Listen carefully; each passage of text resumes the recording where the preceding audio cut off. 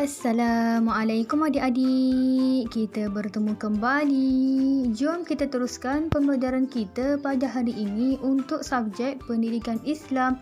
Hari ini, hari Selasa, bertarikh 29 hari bulan 6 tahun 2021 bersamaan 18 Zulkaidah 1442 Hijrah. Hari ini, kita akan teruskan pembelajaran kita untuk kisah Al-Qamah. Siapa dia Al-Qamah ni adik-adik? Jom cikgu ceritakan. Pada zaman Nabi Muhammad SAW ada seorang lelaki yang bernama Al-Qamah.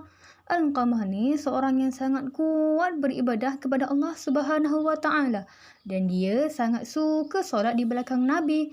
Suatu hari ketika Al-Qamah dalam keadaan nazak, Al-Qamah tidak dapat mengucapkan kalimah syahadah, iaitu kalimah La ilaha illallah Muhammadur Rasulullah. Kemudian, melihatkan keadaan itu, para sahabat pun bingung adik-adik. Dan kemudiannya, para sahabat memanggil Nabi Muhammad SAW. Nabi Muhammad pun bertemu dengan Malaikat Jibril. Malaikat Jibril menyatakan untuk menjadikan api dan bakarlah Al-Qamah ini kerana dia tidak dapat mengucapkan kalimah syahadah adik-adik. Al-Qamah tidak dapat mengucapkan kalimah syahadah kerana ibunya tidak meredai dirinya. Kemudian datanglah ibu Al-Qamah dan berkata, kenapa hendak membakar Al-Qamah? Dan Nabi Muhammad pun berkata, inilah cara yang boleh dilakukan untuk Al-Qamah. Melihat keadaan itu, ibu Al-Qamah terus menyatakan, kalau begitu ya Rasulullah, saya memaafkannya. Dan akhirnya adik-adik, Al-Qamah dapat mengucapkan kalimah syahadah dengan sempurna dan meninggal dalam keadaannya beriman. Pengajarannya adik-adik, kita mestilah berbuat baik kepada kedua ibu bapa kita. Ini kerana mereka merupakan ibu bapa kita dan Allah sangat sayang orang yang berbuat baik kepada kedua ibu bapa. Okey, sekarang adik-adik boleh buka buku pendidikan Islam dan buka muka surat 50 dan 51. Jadi, adik-adik dah jumpa buku latihan pendidikan Islam. Kita buka muka surat 50. Mengenal Khalifah Ar-Rashidin. Suaikan Sayyidina Abu Bakar As-Siddiq. Sayyidina Abu Bakar As-Siddiq ni merupakan salah satu daripada para sahabat Nabi dan beliau juga merupakan sahabat yang sangat dipercayai oleh Nabi Muhammad SAW. Abu Bakar ni adik-adik adalah seorang yang setia dan seorang yang sangat suka menderma.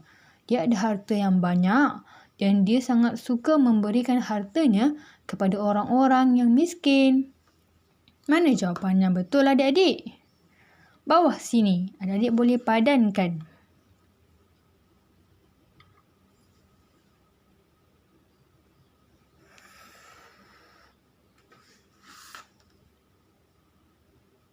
Seterusnya, Sayyidina Umar Al-Khattab.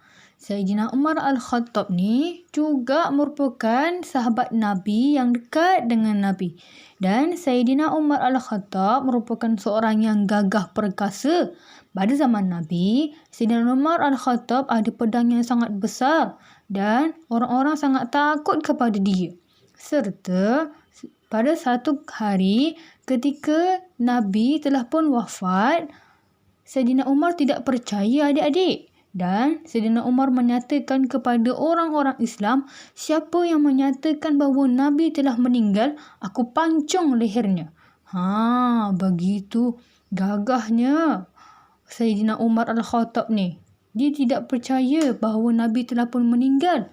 Tetapi para sahabat telah berkata kepada dia, sabarlah wahai Umar, perterimalah bahawa Nabi Muhammad telah pun meninggalkan kita. Dan Umar Al-Khattab pun menerima bahawa Nabi Muhammad telah pun pergi meninggalkan kita semua. Jadi kita gariskan kepada berani, gagah dan perkasa. Seterusnya, Sayyidina Uthman Affan. Sayyidina Uthman Affan ni merupakan sahabat Nabi yang yang sangat suka menyusun Al-Quran. Pada zaman Nabi dulu tak ada Al-Quran adik-adik. Dan pada zaman Nabi dulu, orang-orang pada zaman Nabi, umat Islam pada zaman Nabi mengumpulkan ayat-ayat Al-Quran di pelepah-pelepah tamar, di atas batu, dan Umar Al-Khattab dan Uthman Affan ni telah pun memberi cadangan untuk membukukan ayat-ayat Al-Quran untuk menjadi sebuah Al-Quran seperti yang kita baca hari ini. Jadi kita gariskan kepada menyusun Al-Quran. Dan yang terakhir, Sayyidina Ali Abi Talib. Sedang Ali Abi Talib ni merupakan kanak-kanak yang pertama memeluk agama Islam ketika dia kecil. Dan dia seorang yang berani adik-adik. Ketika orang-orang musyrikin Mekah mencari Nabi, nak bunuh Nabi, Ali bin Abi Talib ni dia buat apa adik-adik? Dia datang kepada Nabi dan menyatakan, biar saya yang duduk dan baring di atas tilam Nabi. Ali ni dia nak duduk dekat tilam Nabi. Dia nak ganti tempat Nabi supaya Nabi Muhammad boleh keluar daripada rumah dan bersembunyi daripada dibunuh oleh orang-orang Quraisy. Ketika waktu malam, kemudiannya Ali pun masuk ke dalam rumah Nabi dan duduk di atas katil Nabi, baring di atas katil Nabi. Orang-orang Quraisy ni tertidur adik-adik, orang-orang jahat Quraisy ni. Lepas tu bila bangun daripada tidur, dia masuk ke dalam rumah Nabi, dia nak bunuh orang yang berada di balik selimut Nabi tu. Kemudian bila dia buka, rupanya bukan Nabi Muhammad adik-adik. Rupa-rupanya Ali bin Abi Talib. Ditanya, mana Nabi Muhammad? Mana Rasulullah? Mana Muhammad? Orang-orang Quraisy ni tanya adik-adik, mana Muhammad? Lalu Ali pun menjawab, saya tidak tahu di mana Nabi Muhammad SAW. Dia kata macam tu adik-adik. Dia beraninya menyatakan dia tidak tahu ke mana Nabi Muhammad. Padahal sebenarnya dia nak membantu dan menolong Nabi Muhammad SAW. Kita gariskan kepada kanak-kanak pertama masuk Islam. Untuk muka surat 51, adik-adik boleh warnakan gambar. Kemudian jangan lupa tulis hari, kelas, tarikh dan nama. Dan tangkap gambar kemudian hantarkan latihan adik-adik kepada cikgu. Jangan lupa hashtag Allah jaga kita, kita jaga kita, jaga kebersihan dan duduk di rumah. Kita berjumpa lagi. Assalamualaikum. Bye adik-adik.